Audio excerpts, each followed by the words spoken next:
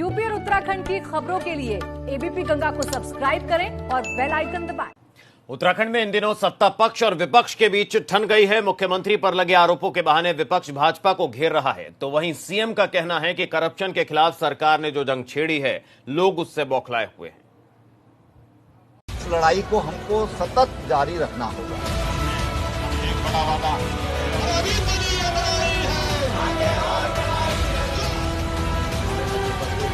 सरकार सर से पांव तक भ्रष्टाचार में डूबी हुई है। मुख्यमंत्री बच नहीं सकते।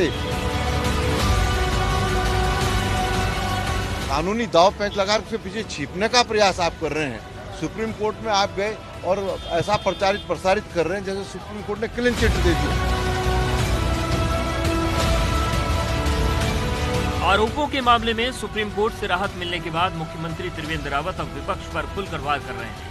साथ ही मुख्यमंत्री की ये भी चेतावनी है कि करप्शन, खनन माफिया, भू माफिया के खिलाफ सरकार की जंग अब और बढ़ने जा रही है। चाहे भ्रष्टाचार हो, चाहे माफिया तंत्रों को इस अवैध नशे से जुड़ा हुआ कारोबार हो, खनन की गतिविधियां हैं, अन्य जो सामाजिक कुरीतियां हैं, समाज को तोड़ने का जो लोग प्रयास करते हैं, उनके साथ एकजुट होकर सज्जन समाज को लड़ने की आवश्यकता है। मगर बड़ा सवाल ये है कि आखिरकार उत्तराखंड में इन सबको शह कौन दे रहा है? जिस प्रदेश में बहुमत की सरकार हो, वहाँ ऐसे तत्वों को पनपने कौन दे रहा है? विपक्ष भी सरकार से यही सवाल पूछ रहा है और उसके निशाने पर सीधे सीधे सीएम त्रिवेंद्र रावत है। सरकार की कथनी और करनी में जमीन आसमान का फर्क है।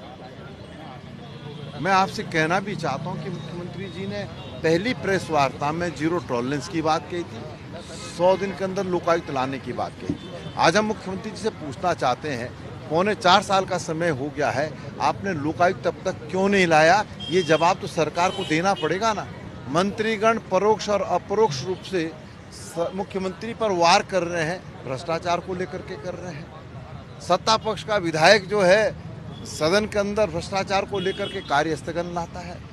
तो ये हम थोड़ी कह रहे हैं, ये तो सत्ता में बैठे हुए लोग सरकार पे आरोप लगा रहे हैं, उनके विधायक आरोप लगा रहे हैं। भाई मुख्यमंत्री जी, अगर आप इतने पाक साफ हैं तो क्यों डर रहे हो जांच से? दो ना त्याग पत्र, नैतिकता की दुहाई देते दो देना चाहिए था त्याग पत्र। जिन मुद्दों को लेकर सरकार अपना दामन पाक साफ बता रही है, विपक्ष उन्हीं मुद्दों के बहाने सरकार को घेर रहा है। कांग्रेस का आरोप है कि सरकार खुद ही करप्शन के दलदल में धंसी हुई है। किसान जो राहत निधि है उसमें बड़े पैमाने पर भ्रष्टाचार हुआ और सीमित जो है क्षेत्र में जो है उसकी अभी जांच हुई है। पूरे प्रदेश में होगी तो सरकार सर से पांव तक भ्रष्टाचार में डूबी हुई है। मुख्यमंत्री बच नहीं सकते। उत्तराखंड में इन दिनों माहौल चुनावी हो चुका है। भाजपा के अंदर की गुटबाजी से विपक्ष को बल मिल रहा है। साथ ही प्रदेश के मुखिया पर लगे आरोपों को भी कांग्रेस खूब तूल दे रही है। देहरादून से रवि कैतुरा की रिपोर्ट, एबीपी गंगा।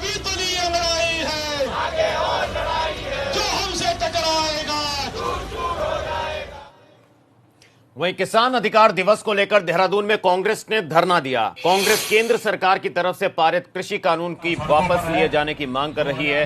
देहरादून में गांधी पार्क के बाहर कांग्रेस प्रदेश अध्यक्ष प्रीतम सिंह के नेतृत्व में कांग्रेस के तमाम कार्यकर्ता धरने पर बैठ गए। कांग्रेस ने मौजूदा सरकार पर किसानों की उपेक्षा का आरोप लगाया है।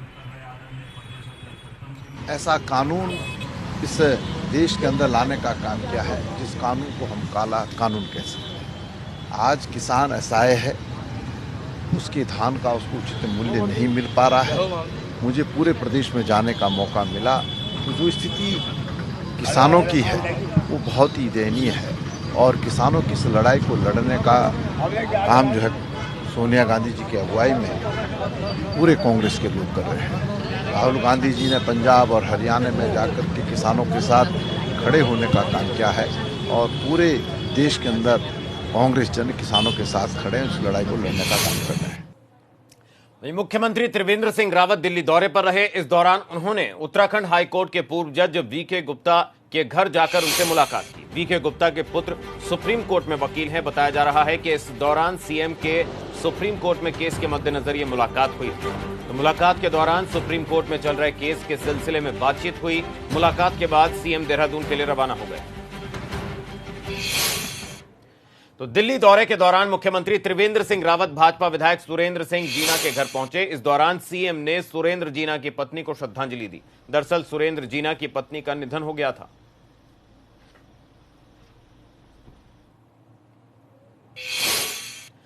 रुद्रपुर में पार्षद की हत्या में पुलिस ने एक शूटर की गिरफ्तारी कर ली है। यूपी के अलीगढ़ से एक शूटर की गिरफ्तारी हुई है, जबकि वारदात का मुख्य आरोपी पूर्व सभासद राजेश गंगवार समेत 6 आरोपी अभी फरार हैं।